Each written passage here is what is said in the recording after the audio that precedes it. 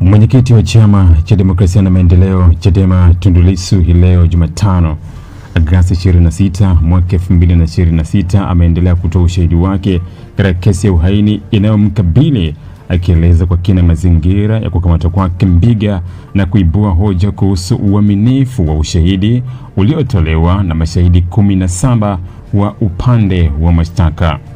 Lissu ametoa maelezo hayo katika hatua ya kuhitimisha ushahidi wake mkuu mbele ya Mahakama Kuu Masjala ndogo Dar es Salaam inayosikiliza kesi hiyo mbele ya jopo la majaji watatu wakiongozwa na Jaji Danstan Ndunguru akisaidiwa na majaji James Karayemaha pamoja na Ferdinand Kiwonde.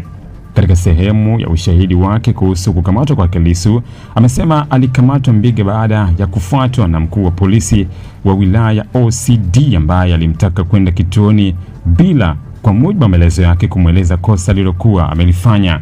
Lissu amesema alimuuliza polisi huyo sababu ya kutaka kumpeleka kituoni na akasisitiza kuwa hawezi kwenda bila kuambiwa kosa analodaiwa kufanya. Amesema baadaye alisikia milipuko ya mabomu ya machozi na kuona watu wakipigwa kwa marungu kabla ya kujikuta akiwa ndani ya gari la polisi akipelekwa kituo cha polisi Mbiga. Kwa mujibu wa Lissu, alipofikishwa kituoni aliingizwa katika ofisi ya OCSD ambako alikutana na mtu alijitambulisha kwa jina la Lugano Gwasa. Amesema baada ya kumuuliza sababu ya kukamatwa kwake, aliambiwa kuwa polisi walikuwa wamepokea amri ya kumkamata kutoka kwa RPC bila kupewa maelezo ya kosa alilodaiwa kulifanya. Lissu amesema baadaye alipelekwa kwa RPC ambaye kwa mujibu wa ushahidi wake alimweleza kuwa alikuwa akitekeleza maagizo yaliyotoka Dodoma ya kumkamata na kumpeleka Dar es Salaam bila kumweleza kosa mahususi lililosababisha kukamatwa kwake. Akizungumzia mashahidi wa upande wa mashtaka, Lissu amesema upande huo uliwasilisha orodha ya mashahidi 30 wakati wa hatua ya awali ya kesi, lakini uliishia kuwaita 17 pekee. Kwa mujibu wa ufuatiliaji wa mwenendo wa kesi, Lissu leo alianza sehemu ya ushahidi wake kwa kuhoji aina ya uzito wa mashahidi hao, akisema mashahidi 13 ambao hawakuitwa mahakamani wana umuhimu kwenye kutathmini ushahidi wa upande wa mashtaka. Lissu pia amedai kuwa baadhi ya watu waliokamatwa pamoja naye na ambao alitarajia wangetoa ushahidi kuhusu namna alivyokamatwa kufikishwa mahakamani. Katika hoja nyingine, Lissu amepinga uaminifu wa ushahidi wa mashahidi 17 akidai kuwa maelezo yao ya maandishi waliotoa polisi yanatofautiana na ushahidi waliotoa baadaye mahakamani.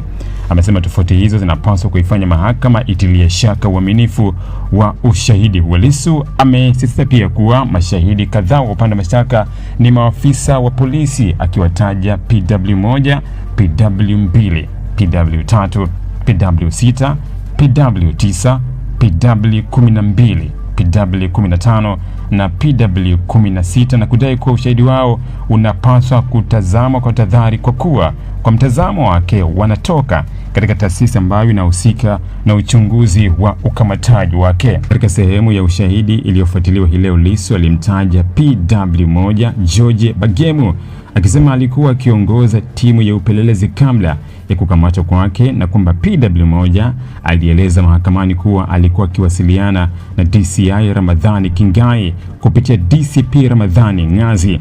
Lissu pia amemtaja ACP Amin Mahamba PW16 kama shahidi ambaye kwa mujibu wa hoja yake alithibitisha baadhi ya mambo yaliyosemwa na PW1.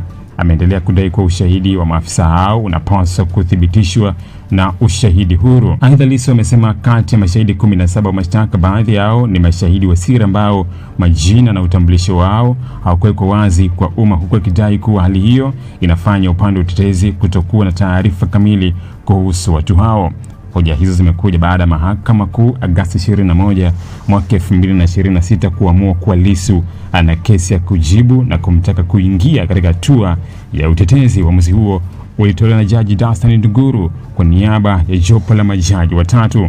Baada ya kukamilisha ushahidi wake mkuu, Lissu anatarajiwa kuingia katika hatua ya kuulizwa maswali na upande wa mashtaka kuhusu ushahidi aliyoutoa, hatua inayojulikana kama cross examination. Hivi unajua kwa nini makampuni makubwa duniani hayaachi kujitangaza kila siku licha ya kwamba tayari yanafahamika? Sasa kama una biashara au kampuni lakini hujitangazi, customers wapya watakujua vipi? Na bila advertising, unategemea kukuza mauzo yako kwa njia gani? Ndio maana Global TV tunakupa nafasi ya kuitangaza biashara yako kwa audience kubwa ndani na nje ya Tanzania kupitia mitandao yetu ya kijamii.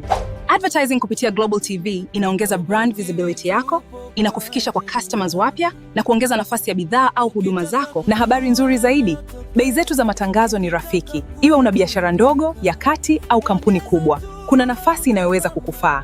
Usiache biashara yako isubiri kugunduliwa. Ipe visibility inayostahili. Anza kutangaza nasi. Wasiliana na Global TV leo na tuipeleke brand yako mbali zaidi.